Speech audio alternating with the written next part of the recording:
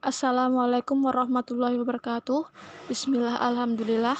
Alhamdulillah rabbil alamin wa bihi nasta'inu ala umuri dunya waddin.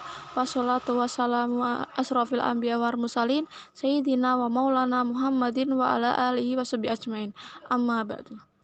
Yang terhormat Bapak Ridho Riyadi MPDI selaku dosen pengampu hadis Tarbawi, dan juga tak lupa teman-teman yang berbahagia. Puja syukur kehadirat Allah Subhanahu wa taala yang melimpahkan rahmat, taufik dan hidayahnya kepada kita sehingga presentasi kali ini dapat kita lakukan tanpa ada halangan, tanpa suatu halangan apapun. Sholawat serta salam kami aturkan untuk Nabi kita junjungan Nabi Muhammad SAW. Semoga kita dapat mendapatkan syafaatnya di yaumul kiamah nanti. Amin. Sebelumnya, perkenalkan, kami dari kelompok 3 yang beranggotakan nama Siti Ajarno NIM 2120175, yang kedua Siti Herdianti NIM 2120196, dan Rizky Amelia NIM 2120266. Saya Siti Ajarno NIM 2120175 sebagai moderator, dan Siti Herdianti dan Rizky Amelia sebagai pemateri hari ini. Yang akan kami presentasikan adalah tentang konsep dasar pendidikan. Jadi kita mulai saja. Saya serahkan kepada pemateri.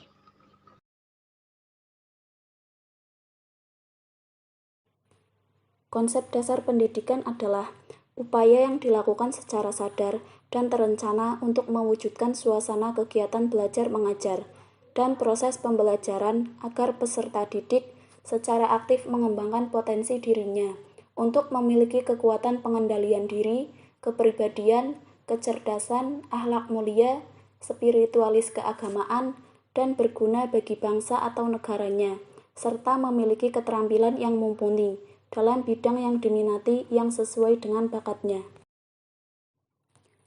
Pendidikan bagi manusia menjadi penting sebagai upaya untuk melakukan proses yang terencana dan berkesinambungan sebagai dasar untuk mengembangkan potensi dan hakikat kemanusiaannya.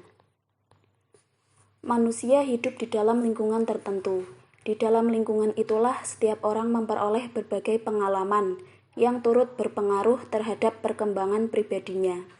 Sebab itu, lingkungan di mana seseorang hidup merupakan lingkungan pendidikan baginya. Terdapat 3 jenis lingkungan pendidikan, yaitu keluarga, sekolah, dan masyarakat. Adapun konsep dasar-dasar pendidikan Islam dalam perspektif Al-Quran adalah mendidik manusia melalui metode nalar, serta syarat dengan kegiatan membaca, meneliti, mempelajari, dan observasi, yang biasa dikenal dengan istilah tadabbur, dan merupakan misi awal Rasulullah SAW sesuai dengan ayat yang pertama diturunkan oleh Allah Subhanahu wa Ta'ala melalui wahyunya, dimulai dengan yang berarti bacalah. Urgensi perintah ini dipahami dengan berulang-ulangnya perintah tersebut. Quran Surat Al-Alaq ayat 1-5. Perintah membaca harus dilakukan secara komprehensif, bukan secara parsial. Al-Quran juga memberikan penegasan keterlibatan Tuhan dalam proses pencaharian pengetahuan, sehingga manusia menjadi terdidik, sebagaimana dalam Quran Surat Shad ayat 29.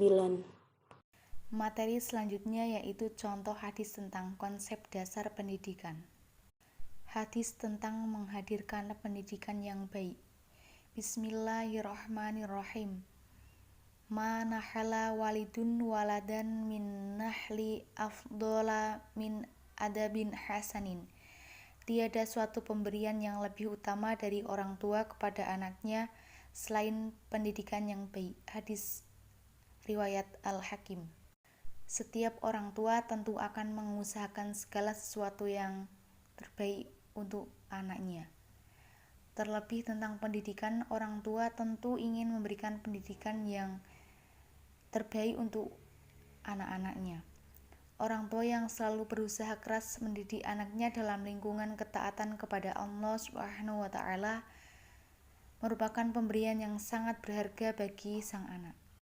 Melalui hadis ini, Rasul mengingatkan kita bahwa pendidikan yang diterima saat masih usia muda akan tertanam kokoh dalam diri anak dan akan mengaruhi masa depan.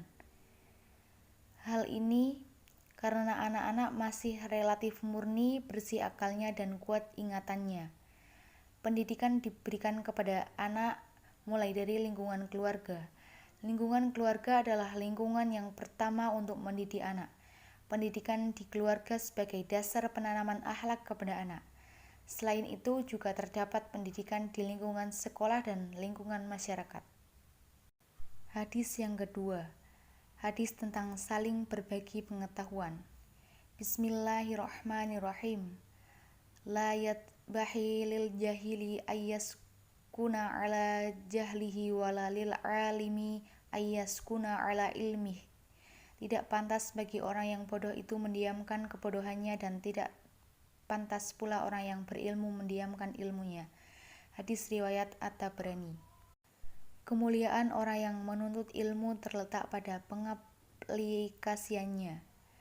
Dalam sebuah hadis Rasulullah SAW mengingatkan kepada kita akan pentingnya keluar dari kebodohan, juga pentingnya mengamalkan ilmu yang telah dipelajari. Dari hadis tersebut, kita mengetahui bahwa mencari dan mengamalkan ilmu itu sama-sama pentingnya. Hadis yang ketiga tentang pentingnya menguasai ilmu pengetahuan. Bismillahirrahmanirrahim. Man arada dunya fa'alaihi bil ilmi, wa man arada al-akhirah fa'alaihi bil ilmi, wa man arada huma fa'alaihi bil ilmi. Barang siapa yang hendak menginginkan dunia, maka hendaklah ia menguasai ilmu. Barang siapa menginginkan akhirat, hendaklah ia menguasai ilmu. Dan barang siapa yang menginginkan keduanya, dunia dan akhirat, hendaklah ia menguasai ilmu. Hadis riwayat Ahmad. Dalam menuntut ilmu, tidak ada perbedaan bagi laki-laki ataupun perempuan. Semuanya wajib mencari ilmu. Hanya saja bahwa dalam mencari ilmu itu harus sesuai dengan ketentuan Islam dan dipergunakan untuk manfaat dan bukan mudaratnya. Dari hadis tersebut maka bisa dipastikan ilmu sangat berperan penting dan menjadi kunci kebahagiaan dunia dan akhirat. Esensi dari sebuah kebahagiaan adalah bagaimana seorang manusia bisa bersyukur apa yang didapatkan dan merasa cukup apa yang diberikan. Dengan ilmu, dunia akan memperoleh ketenangan jiwa dan ketentraman hati. Dengan ilmu di akhirat akan memperoleh surganya Allah Subhanahu wa Ta'ala. Terima kasih kepada teman-teman yang sudah berpartisipasi pada presentasi kali ini. Saya mewakili kelompok 3. Mohon maaf apabila masih banyak kekurangan dalam menyampaikan materi dan lainnya. Mohon izin untuk menutup sesi diskusi pada hari kali ini. Kemudian untuk sisa waktu yang ada akan kami serahkan kepada Bapak Ridho Riyadi MPDI selaku dosen mata kuliah Hadis Tarbawi. Akhir kata, wassalamualaikum warahmatullahi wabarakatuh.